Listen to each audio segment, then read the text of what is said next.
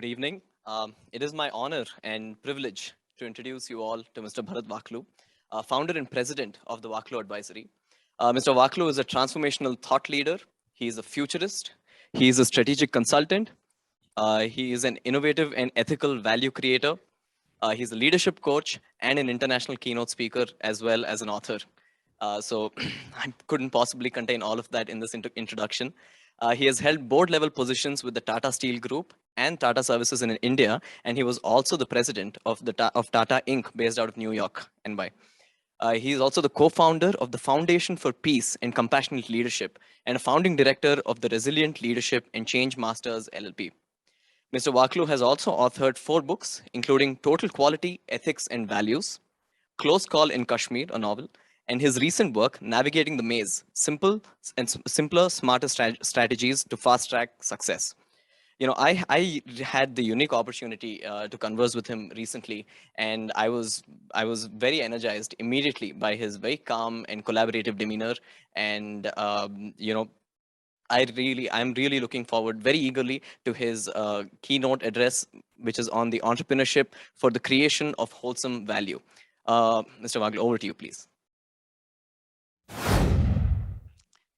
Thank you very much, Ashrith, for that very kind introduction. Ladies and gentlemen, I'm delighted to be with all of you this evening from India. I know there are people from the US listening in, as well as from Europe, Israel, Costa Rica. So a very, very hearty welcome to all of you.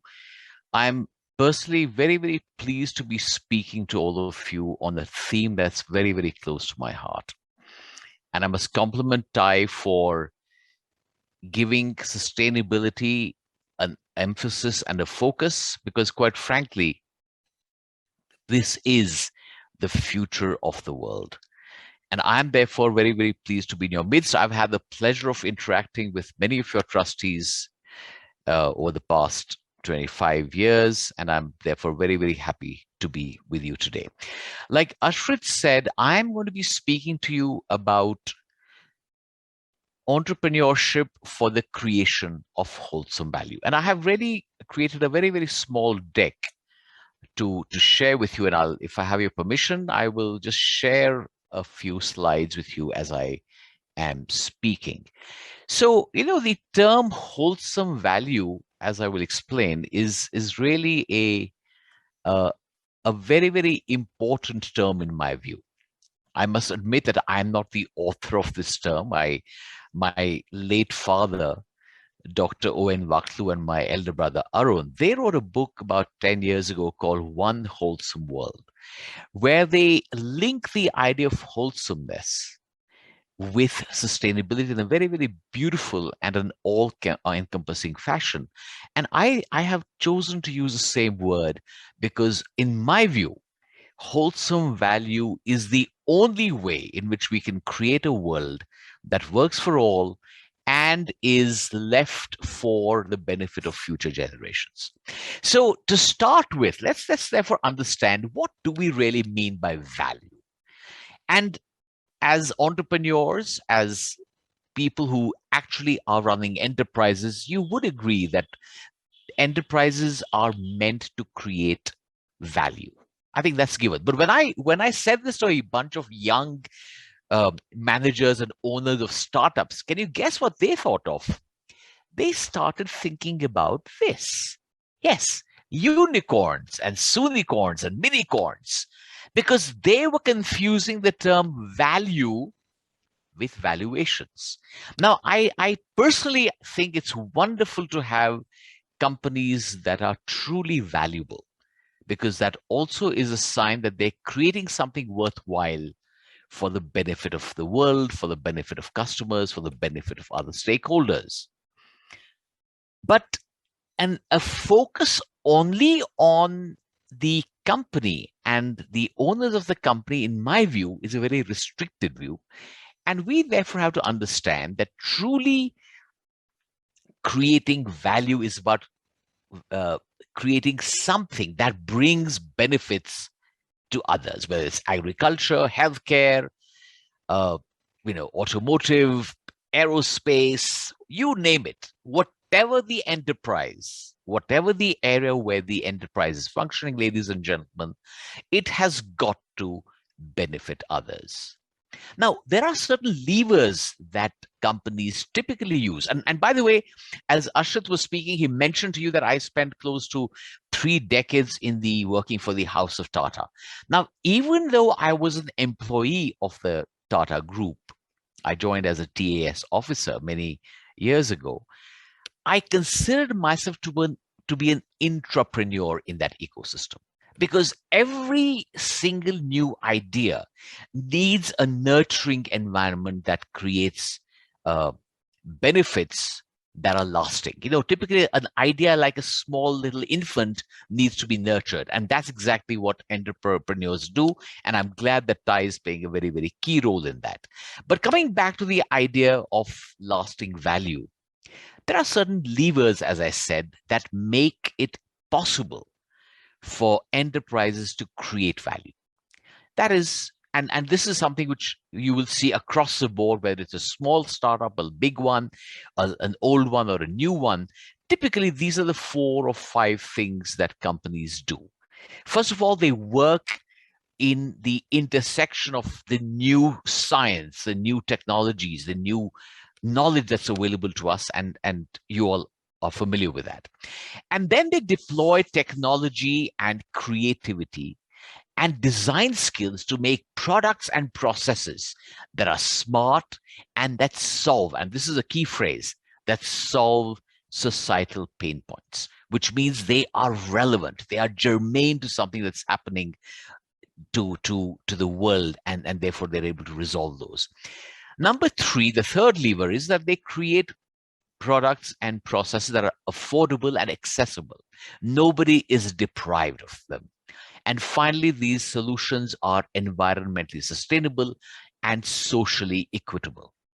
Now, these 4 levers are important because they address the needs of society. And if I draw your attention to what you're all familiar with, the SDGs provide us inputs on what might be the areas where companies can truly add value. It's healthcare, quality education, equity, clean energy, and a whole host of these ideas, many of which are interlinked, even clean water and so on. These are ideas that stimulate the search for innovative solutions. So this is about enterprises creating value. But I started off my little address by saying that I'm going to be speaking about wholesome value. So let me explain very briefly what I mean by the term wholesome value. Wholesome value, ladies and gentlemen, is about creating value which undoubtedly benefits the people who are the beneficiaries, the humans, but it also takes into account the fact that whatever we do impacts the web of life. And the web of life is affected by every single human action that is taken. So when we therefore speak about the definition of wholesome value, I know this might seem like a bit of a mouthful, but what I'm really saying here is it's the sum total of the impact, the delta on the web of life, even as businesses and companies and people individually or in groups or as organizations are trying to enhance the short-term and long-term benefits, health, longevity, and fulfillment of human beings, ostensibly in an endeavor to improve the quality of life. Now, I know many of you are scientifically minded, you are extremely good at math, so I have tried to put this in the form of a little equation for you. So wholesome value, therefore, is the double integral of the changes in the web of life over time, but HE here stands for human effort in all dimensions, from one area to the other. So you can look at human endeavor in, say, industry, in agriculture, and so on and so forth. And even within each area, there will be other subsets. But this is a very, it's not a precise equation, but gives you a sense of what wholesome value is all about. Naturally, if the wholesome value is positive, that means the web of life is being positively impacted, which means it is expanding, getting better. It's not shrinking. The value is not getting eroded or diminished. But ladies and gentlemen, you would all agree that today, despite all that we talk about sustainability and its importance, the wholesome value of the web of life is diminishing. It's negative, and that's why it's shown at the bottom in red. Now, interestingly, only companies and businesses that are engaged in creating wholesome value are what I call life affirming businesses, because they understand their linkage with the web of life. They understand how they're impacting it all, and they consciously work towards making the impact on the web of life a positive, wholesome one. So I just wanted to, momentarily digress into a little thought experiment. And I thought to myself, supposing we were to call some elements of the web of life to address us at the Thai Sustainability Summit 2021, say the oceans, uh, some part of the Amazon rainforest, or some of the world's big rivers, maybe the polar ice caps, a polar bear from Greenland, or even planet Earth, if we were to give it a chance to speak.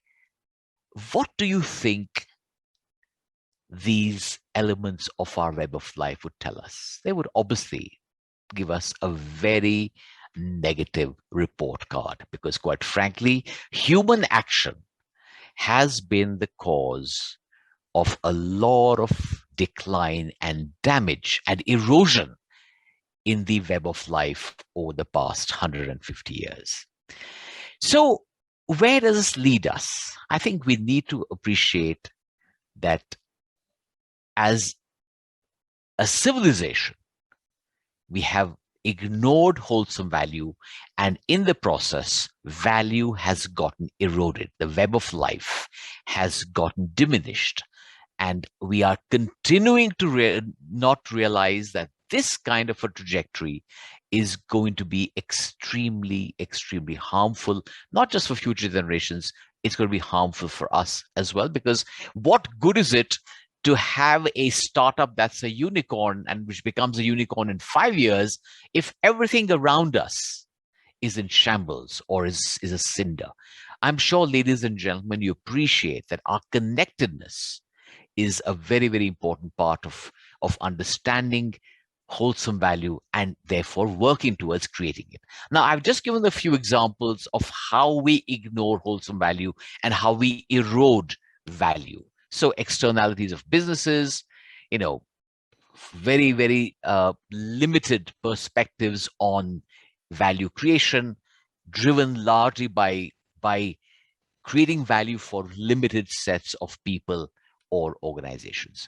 So I think we have to understand that as humanity, our track record at wholesome value creation has been extremely dismal. And, I go back in history, I have a great fascination for, reading history and understanding how businesses have evolved over time. Now, you take a look at the American slave trade. The American slave trade had very, very sound economic reasons for its continuation, but it was atrocious. Similarly, the opium wars with China, the British Indian tax laws, climate chaos is a very, very significant indicator of the fact that wholesome value has been completely ignored and done away with. Similarly, racism, discrimination, exploitation of natural resources at the cost of others. We hog the groundwater, and villages downstream go dry, and they experience almost drought-like conditions. Similarly, we can say, if you look at many other small and big examples throughout business, you will see that wholesome value is not necessarily the emphasis or the focus. So why am I saying all this, and what do we need to do about this? Ladies and gentlemen, it is my view that companies and enterprises follow what the investors in those companies wish them to do. And I have a strong body of information and data to suggest that the current investment models and the metrics that investors are pursuing are flawed simply because instead of focusing on wholesome value, they focus on value for small enterprises. They focus on enhancing valuations, and that is something which has to stop. Now, what are these flawed postulates that I think are responsible for the world's attention on simply that narrow focus of value and not wholesome value? First and foremost, there is this underlying view that individuals and businesses or startups pursuing their economic goals will maximize collective utility. Now, this is a flawed idea for the simple reason that if I am extremely focused on creating wealth for myself and my investors, I will go to any length to erode value for others as long as it creates value for me. It is almost the modern day equivalent of doing things that might be as abhorrent as the American slave trade. So that's a very, very significant point, and I would request in all humility all those who are investors in startups to look at the manner in which businesses create value and let wholesome value be rewarded. Let the creation of wholesome value be rewarded rather than merely making a startup a unicorn in 5 years or 8 years or 10 years. So that's one of the 5 flawed postulates that I think are veering us in the wrong direction. The second one, there is no attention paid to the fact that we as humans benefit and thrive when we engage in interactions with the environment, with other life forms, with each other, across nations, across groups, across societies. If we ignore this, we give it no monetary value, and therefore it falls off from the perspective of potential investors. Now, again, a fundamental flaw. We as human beings need social interaction. We benefit from connections. We are, group creatures, social animals, so to say. And we cannot therefore ignore our interconnectedness with one another, and more importantly, ladies and gentlemen, with the web of life. So that's a significant flaw, and investments will completely ignore this and go towards something which might, be detrimental to the web of life, but which creates limited value at the cost of eroding value to the web of life. And that, as I said at the very beginning, is not going to be acceptable anymore. Number 3, the treatment of uncertainties and disruptions is done purely in financial terms. And because the boundary of a company is typically the boundary that we look at when we're looking at performance of a system, we ignore the impact on the web of life. The COVID pandemic has shown us with a significant vibrancy that, after all, uncertainties and disruptions do affect us financially and non-financially as well. And this is something which investors need to take care of. And why am I saying that investors need to take care of this? Because frankly, investments are important to direct business and the manner and the behaviors that they show over the long term, the short term and the long term. The fourth flawed postulate, that growth is linked to unbridled consumption. Now, the fact remains that planet Earth is a limited ecosystem. We cannot possibly expect that we will keep on using natural resources in a manner that we exploit and convert them into widgets and then throw them away. It just is not possible.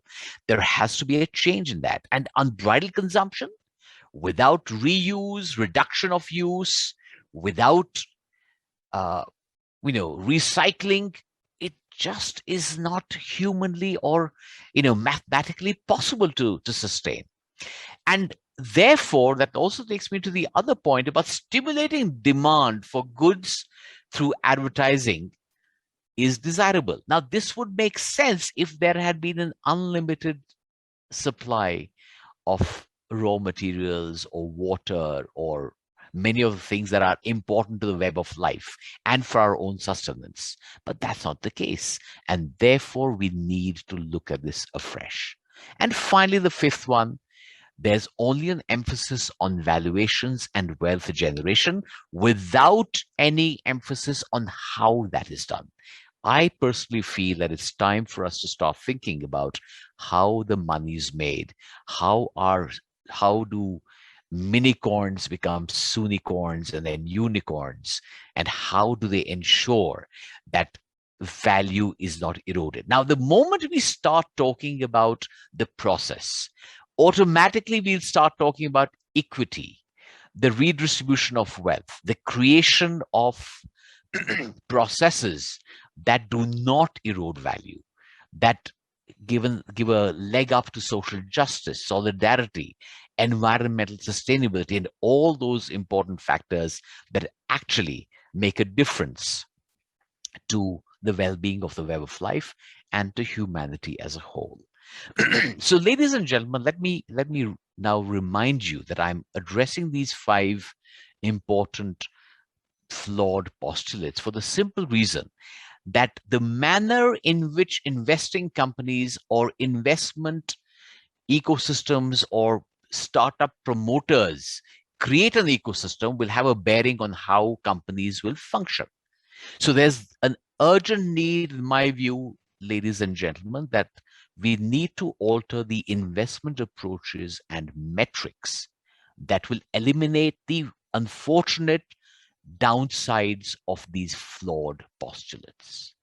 We've come to a stage where we cannot allow the erosion of value anymore. We have to focus on wholesome value. The web of life has to thrive for our own well-being and for the well-being of all living things, including planet Earth.